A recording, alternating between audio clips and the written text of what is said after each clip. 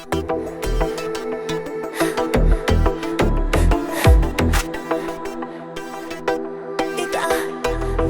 dözəmir bu boyda dərdə neyniyim?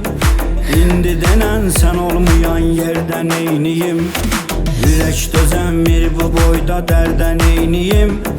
İndi denən sən olmayan yerdə neyniyim? Bacardığım yazmaq olub yazıb yaratdım. Bilmədim ancaq nəyi aldım, nəyi satdım. Bir də ayıldım ki gəlib 40 yaşa çatdım.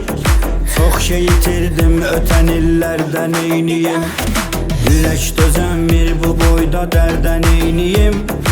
İndi denən sən olmayan yerdə neyniyim? Ürək dözəmir bu boyda dərdə neyniyim? İndi denən sən olmayan yerdə neyniyim?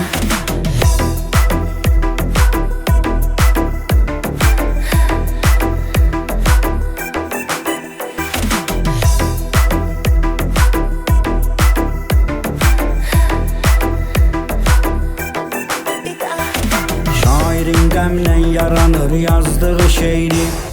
Keçsə də illər əvəz etməz səni qeyri.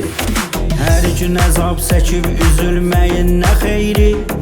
Bilmirəm bu fikirdə dərd sərdə neyniyim?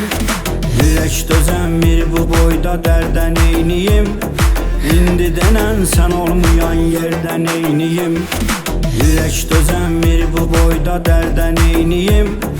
İndi denən sən olmayan yerdə neyniyim?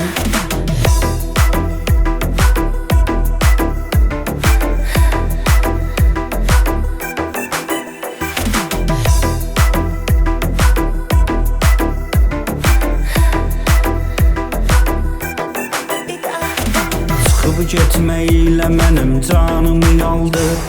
Səndən mənə şəkillərin xatirə qaldı. Yoxluğun məni elə bir hallara saldı. Sən gedəni qalmışam əllərdə neyniyim? Ürək dözəmir bu boyda dərdə neyniyim? İndi denən sən olmayan yerdə neyniyim?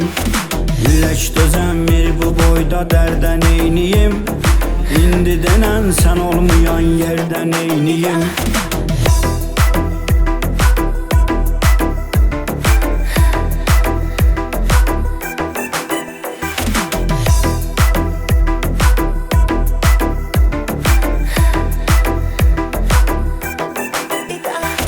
Dəli oldum çöllü biyavanlara düşdüm. Bir neçə ağlını itirənlərlə görüşdüm. Dərd ortaqlarımla dərdlərimi bölüşdüm. Mən dəlidə yaşayım çöllərdə neyniyim? Ürək dözəmir bu boyda dərdə neyniyim? İndi denən sən olmayan yerdə neyniyim? Ürək dözəmir bu boyda dərdə neyniyim? İndi denən sən olmayan yerdə neyniyim?